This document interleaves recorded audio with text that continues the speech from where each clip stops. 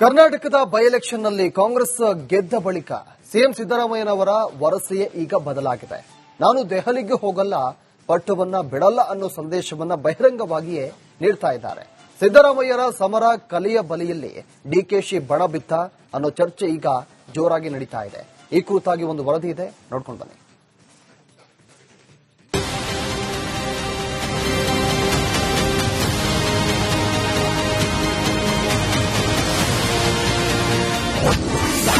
CM ಸಮರ ಕಲೆ, DK ಬಣಕ್ಕೆ ಬಿತ್ತಾ ಬಲೆ.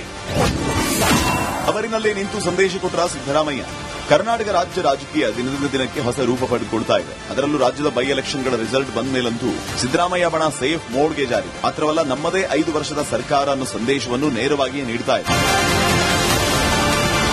ಕಬೂರಿನಲ್ಲಿ ಮೈಸೂರಿನಲ್ಲಿ ಮಾತಾಡಿರೋ ಸಿದ್ದರಾಮಯ್ಯ, ಹೈಕಮಾಂಡ್ ಹೇಳಿದ್ರೆ ನಾನೇ 5 ವರ್ಷ ಸಿಎಂ ಅಂತ ಸಂದೇಶ ರವಾನಿಸಿದ್ರು. ರಾಹುಲ್ ಗಾಂಧಿ ಇಲ್ಲಿವರೆಗೆ ದೆಹಲಿ ಕರೆದಿಲ್ಲ, ನಾನು ಅಪಾಯಿಂಟ್ಮೆಂಟ್ ಕೂಡ ಕೇಳಿಲ್ಲ ಅನ್ನೋ ಮೂಲಕ ನಾನೇ ಕುರ್ಚಿಗೆ ಕಿಂಗ್ ಅನ್ನೋ ಸಂದೇಶ ರವಾನಿಸಿದ್ರು. ತಾವು 5 ವರ್ಷ ಕಂಪ್ಲೀಟ್ ಮಾಡ್ತೀರಾ ಅಂತಾರೆ ಸರ್. ತಾವು 5 ವರ್ಷ ಕಂಪ್ಲೀಟ್ ಮಾಡ್ತೀರಾ ಅಂತಾನೆ ಸರ್. ನಮ್ಮ ಪಕ್ಷ 5 ವರ್ಷ ಕಂಪ್ಲೀಟ್ ಮಾಡಿ. ಅಲ್ಲ, ತಾವು sir as A chief minister ಪುನಃ ಅದನ್ನೇ ಹೇಳಿದ್ರೆ ಹೈಕಮಾಂಡ್ ಅವರು ಏನ್ ತೀರ್ಮಾನ ಮಾಡ್ತಾರೆ ಅದರಂತೆ. ಯಾಕಂದ್ರೆ 5 ವರ್ಷ ಇರಬೇಕು ಅಂತಂದ್ರೆ ಇರ್ತೀನಿ ಸರ್. 83 ನೋಡಪ್ಪ, ಹೈಕಮಾಂಡ್ ಅವರು ಮುಂದುವರಿರಿ ಅಂತಂದ್ರೆ ಮುಂದುವರಿತೀನಿ, ಇಲ್ಲ ಅಂತಂದ್ರೆ ಅವರು ಏನ್ ಹೇಳ್ತಾರೆ ಹಂಗೆ ಹೈಕಮಾಂಡ್ ಅವ್ರು ತೀರ್ಮಾನ ಮಾಡ್ತಾರೆ. ಪುನಃ ಅದನ್ನೇ ಕೇಳಿದ್ರೆ ಮಾತಾಡ್ತಿದ್ದಾರೆ. ಅದಕ್ಕೆ ಹೈಕಮಾಂಡ್ ಅವ್ರು ಏನ್ ತೀರ್ಮಾನ ಮಾಡ್ತಾರೆ ಅದು ದೆಹಲಿಗೆ ಹೋಗ್ತಾ ಇದ್ದೀರಾ ಸರ್? ದೆಹಲಿಗೆ ಹೋಗ್ತಿದ್ದೀರಾ ಸರ್? ಡೆಲ್ಲಿ ಕರೆದ್ರೆ ಹೋಗ್ತೀನಿ. ಅಲ್ಲ, ಸಂಪುಟ ಪುನರಚನೆ ವಿಚಾರನ ಅಥವಾ ಬೇರೆ ಏನು ವಿಚಾರ? ದಿಲ್ಲಿಗೆ ಕರೆದ್ರೆ ಹೋಗ್ತೀನಿ, ಇಲ್ಲದ್ರೆ ನಾನೇ ಹೋಗ್ಬೇಕಾದ್ರೆ ರಾಹುಲ್ ಗಾಂಧಿ ಅಪಾಯಿಂಟ್ಮೆಂಟ್ ಕೊಟ್ಟಾಗ ಹೋಗ್ತೀನಿ. ರಾಹುಲ್ ಗಾಂಧಿ ಅವರ ಅಪಾಯಿಂಟ್ಮೆಂಟ್ ಕೊಟ್ಟ ಮೇಲೆ ತೀರ್ಮಾನ ಮಾಡ್ತಾರೆ. ಸಿದ್ದರಾಮಯ್ಯ ಅವರ ಮಾತಿನ ವರಸೆ ಬದಲಾದಂತೆ ಅವರ ಆಪ್ತರ ಮಾತಿನ ದಾಟಿಯೂ ಬದಲಾಗ್ತಾ ಇದೆ. ಹೈಕಮಾಂಡ್ ಅದರ ಕೆಲಸ ಮಾಡ್ತಾ ಇದೆ ಎಂದಿರುವ ಪರಮೇಶ್ವರ್, ಇಲ್ಲ ಸಲ್ಲದ ಮಾತಿನಿಂದ ಆಡಳಿತದ ಮೇಲೆ ಪರಿಣಾಮ ಬೀರ್ತಾ ಇದೆ ಅಂತ ಪರೋಕ್ಷ ಎಚ್ಚರಿಕೆ ನೀಡಿದ್ದಾರೆ. ಗೊಂದಲ ಬಗೆಹರಿಯಲೇಬೇಕು. ನಮ್ಮ ಉದ್ದೇಶ ಇರೋದು ಆಡಳಿತದ ಮೇಲೆ ಪರಿಣಾಮ ಆಗಬಾರದು ಅನ್ನೋದು ಅಷ್ಟೇ. ಅದಕ್ಕಾಗಿ ಈಗ ಗೊಂದಲ ಬಗೆಹರಿಯಲೇಬೇಕು. ಬಗೆಹರಿಸ್ತಾರೆ ಅಂತ ನನಗೆ ವಿಶ್ವಾಸ ಇದೆ. ಬಗೆಹರಿಸದೇ ಇರುವಂತ ಗೊಂದಲ ಅಲ್ವೇ ಅಲ್ಲ. ಬಗೆಹರಿಸೋದಕ್ಕೆ ಅವರಿಗೆ ಚುನಾವಣೆಯಲ್ಲಿ ಬ್ಯುಸಿ ಇದ್ರು. ಈಗ ಚುನಾವಣೆ ಮುಗಿದಿದೆ. ನನಗೆ ವಿಶ್ವಾಸ ಇದೆ ಆದಷ್ಟು ಶೀಘ್ರವಾಗಿ ಒಂದು ಹಂತಕ್ಕೆ ಬರುತ್ತೆ ಇದು ಅಂತ ಹೇಳಿ. ಯಾಕೆಂದ್ರೆ ನಾನು ಹೇಳಿದಾಗೆ ನಮಗೆ ಬೇಕಾಗಿರೋದು ಆಡಳಿತ ಮುಖ್ಯ. ಆಡಳಿತ ಜನಗಳಿಗೆ ನೀವು ಕಿತ್ತಾಟ್ಕೊಳ್ಳಿ, ಏನಾದ್ರೂ ಮಾಡ್ಕೊಳ್ಳಿಯಪ್ಪ, ನಮ್ಗೆ ಆಡಳಿತ ಮುಖ್ಯ, ಕಾರ್ಯಕ್ರಮ ಮುಖ್ಯ ಅನ್ನುವಂಥದ್ದು ಸಂದರ್ಭ. ಅದಕ್ಕೋಸ್ಕರ ಬೇಗ ಬಗೆಹರಿಸ್ತಾರೆ ಅಂತ ಅನ್ಕೊಳ್ತೀನಿ. ಹೈಕಮಾಂಡ್ ಕೂಡ ಸಿದ್ದರಾಮಯ್ಯ ಪರ ವಾಲಿರೋದು ಡಿಕೆ ಸಹೋದರರ ಆತಂಕಕ್ಕೆ ಕಾರಣ ಆಗಿದೆ. ಒಳಗೆ ಕುದಿತಾ ಇದ್ರು ಮೇಲೆ ಕೂಲಾಗಿರುವಂತೆ ಇದ್ದಾರೆ. ಈ ಮಾತನ್ನ ಸ್ವತಃ ಅಂಟಮಾಸ್ ಹೇಳ್ಕೊಂಡಿದ್ದಾರೆ. ಬಾಡಿ ಯಾವಾಗ್ಲೂ ಹೊರಗಡೆ ಕೂಲಾಗಿರುತ್ತೆ, ನಿಮ್ ಬಾಡಿ ಒಳಗಡೆ ಬ್ಲಡ್ ಬಹಳ ಬಿಸಿಯಾಗಿರುತ್ತೆ. ಏನ್ ಮಾಡಕ್ಕಾಗುತ್ತೆ? ಅಲ್ಲಪ್ಪ, ಈಗ ಸ್ವಲ್ಪ ನಿನ್ ಬಾಡಿಲೂ ಅಷ್ಟೇನೆ, ನನ್ನ ಬಾಡಿಲೂ ಅಷ್ಟೇನೆ. ಮೇಲ್ಗಡೆ ನೋಡಿದ್ರೆ ಬಾಡಿ ಕೂಲ್ ಆಗಿರುತ್ತೆ, ರಕ್ತ ಬಿಸಿಯಾಗಿರುತ್ತೆ. ಒಳಗಡೆ ಬಿಸಿಯಾಗಿದ್ರೇನೆ ರಕ್ತ ಸಂಚಲನ ಆಗೋದು. ಅವ್ರು ಕರೆದಾಗ ಹೋಗ್ತೀವಿ, ಸುಮ್ಮನೆ ಕರೀದೇ ಹೋಗೋದು ಸರಿ ಇಲ್ಲ ಅಂತ ನಾವು ಕರೀತಾರೆ, ಕರಿತೀವಿ ಅಂತ ಹೇಳಿದಾಗೆ ಅವ್ರು ಕರೆದಾಗ ಖಂಡಿತ ಅವ್ರು ಕರೆದಾಗ ಹೋಗ್ತೀವಿ, ಸುಮ್ಮನೆ ಕರೀದೇ ಹೋಗೋದು ಸರಿ ಇಲ್ಲ ಅಂತ ನಾವು ಕರೀತಾರೆ, ಕರಿತೀವಿ ಅಂತ ಹೇಳಿದಾಗೆ ಅವ್ರು ಕರೆದಾಗ ಖಂಡಿತ ಹೋಗ್ತೀವಿ. ಸದ್ಯಕ್ಕಂತೂ ಸಿದ್ದರಾಮಯ್ಯ ಡಿಕೆಶಿ ನಡುವಿನ ಕುರ್ಚಿ ಫೈಟ್ ಅಲ್ಲಿ ಸಿಎಂ ಬಣಕ್ಕೆ ಮೇಲುಗೈ ಇದ್ದಂತೆ ಕಾಣ್ತಾ ಇದೆ. ಆದರೆ ಯಾರ ಕೈ ಮೇಲಾಗಲಿದೆ? ಡಿಕೆಶಿಗೆ ಸಿಎಂ ಕುರ್ಚಿ ಒಲಿಯುತ್ತಾ ಅನ್ನೋದು ಕಾಲ ನಿರ್ಣಯ. Political bureau, Republic Kannada. ಕರ್ನಾಟಕದ ಬೈ ಎಲೆಕ್ಷನ್ನಲ್ಲಿ ಕಾಂಗ್ರೆಸ್ ಗೆದ್ದ ಬಳಿಕ ಸಿಎಂ ಸಿದ್ದರಾಮಯ್ಯನವರ ವರಸೆಯೇ ಈಗ ಬದಲಾಗಿದೆ. ನಾನು ದೆಹಲಿಗೆ ಹೋಗಲ್ಲ, ಪಟ್ಟವನ್ನ ಬಿಡಲ್ಲ ಅನ್ನೋ ಸಂದೇಶವನ್ನ ಬಹಿರಂಗವಾಗಿಯೇ ನೀಡ್ತಾ ಇದ್ದಾರೆ. ಸಿದ್ದರಾಮಯ್ಯರ ಸಮರ ಕಲಿಯ ಬಲಿಯಲ್ಲಿ ಡಿಕೆಶಿ ಬಣ ಬಿತ್ತ ಅನ್ನೋ ಚರ್ಚೆ ಈಗ ಜೋರಾಗಿ ನಡೀತಾ ಇದೆ. ಈ ಕುರಿತಾಗಿ ಒಂದು ವರದಿ ಇದೆ, ನೋಡ್ಕೊಂಡು ಬನ್ನಿ.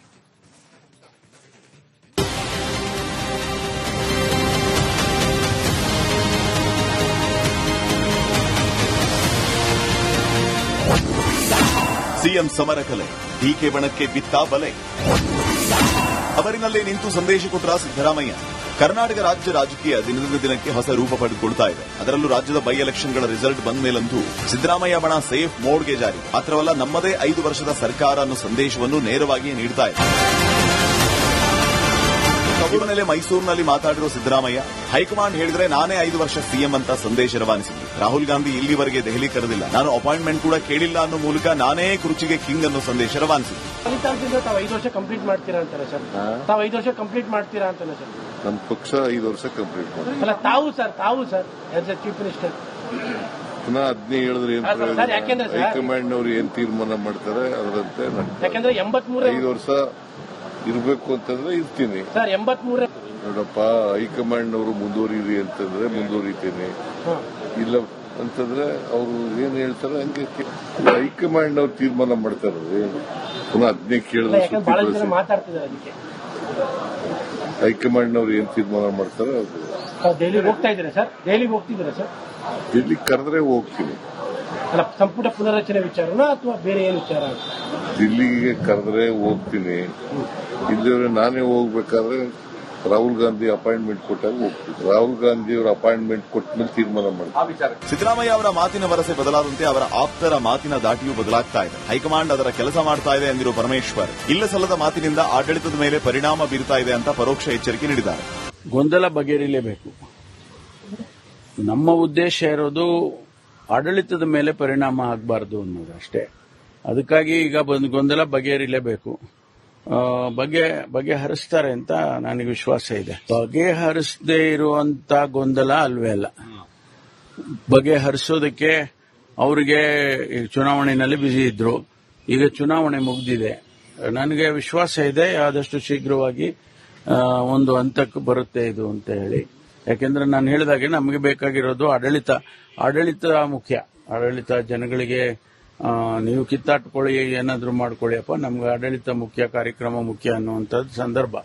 ಅದಕ್ಕೋಸ್ಕರ ಬೇಗ ಬಗೆಹರಿಸ್ತಾರೆ ಅಂತ ಅನ್ಕೊಳ್ತೀನಿ. ಹೈಕಮಾಂಡ್ ಕೂಡ ಸಿದ್ದರಾಮಯ್ಯ ಪರ ವಾಲಿರೋದು ಡಿಕೆ ಸಹೋದರರ ಆತಂಕಕ್ಕೆ ಕಾರಣ ಆಗಿದೆ. ಒಳಗೆ ಕುದಿತಾ ಇದ್ರು ಮೇಲೆ ಕೂಲಾಗಿರುವಂತೆ ಇದ್ದಾರೆ. ಈ ಮಾತನ್ನ ಸ್ವತಃ ಅಂಟಮಾಸ್ ಹೇಳ್ಕೊಂಡಿದ್ದಾರೆ. ಬಾಡಿ ಯಾವಾಗ್ಲೂ ಹೊರಗಡೆ ಕೂಲಾಗಿರುತ್ತೆ, ನಿಮ್ ಬಾಡಿ ಒಳಗಡೆ ಬ್ಲಡ್ ಬಹಳ ಬಿಸಿಯಾಗಿರುತ್ತೆ. ಏನ್ ಮಾಡಕ್ಕಾಗುತ್ತೆ? ಅಲ್ಲಪ್ಪ, ಈಗ ಸ್ವಲ್ಪ ನಿಮ್ ಬಾಡಿಲೂ ಅಷ್ಟೇನೆ, ನನ್ನ ಬಾಡಿಲೂ ಅಷ್ಟೇನೆ. ಮೇಲ್ಗಡೆ ನೋಡಿದ್ರೆ ಬಾಡಿ ಕೂಲ್ ಆಗಿರುತ್ತೆ, ರಕ್ತ ಬಿಸಿಯಾಗಿರುತ್ತೆ. ಒಳಗಡೆ ಬಿಸಿಯಾಗಿದ್ರೇನೆ ರಕ್ತ ಸಂಚಲನ ಆಗೋದು. ಅವ್ರು ಕರೆದಾಗ ಹೋಗ್ತೀವಿ, ಸುಮ್ಮನೆ ಕರೀದೇ ಹೋಗೋದು ಸರಿ ಇಲ್ಲ ಅಂತ ನಾವು ಕರೀತಾರೆ, ಕರಿತೀವಿ ಅಂತ ಹೇಳಿದಂತೆ ಅವ್ರು ಕರೆದಾಗ ಖಂಡಿತ ಅವ್ರು ಕರೆದಾಗ ಹೋಗ್ತೀವಿ, ಸುಮ್ಮನೆ ಕರೀದೇ ಹೋಗೋದು ಸರಿ ಇಲ್ಲ ಅಂತ ನಾವು ಕರೀತಾರೆ, ಕರಿತೀವಿ ಅಂತ ಹೇಳಿದಂತೆ ಅವ್ರು ಕರೆದಾಗ ಖಂಡಿತ. ಸದ್ಯಕ್ಕಂತೂ ಸಿದ್ದರಾಮಯ್ಯ ಡಿಕೆಶಿ ನಡುವಿನ ಕುರ್ಚಿ ಫೈಟ್ ಅಲ್ಲಿ ಸಿಎಂ ಬಣಕ್ಕೆ ಮೇಲುಗೈ ಇದ್ದಂತೆ ಕಾಣ್ತಾ ಇದೆ. ಆದರೆ ಯಾರ ಕೈ ಮೇಲಾಗಲಿದೆ? ಡಿಕೆಶಿಗೆ ಸಿಎಂ ಕುರ್ಚಿ ಒಲಿಯುತ್ತಾ ಅನ್ನೋದು ಕಾಲ ನಿರ್ಣಯ. Political bureau, Republic Kannada.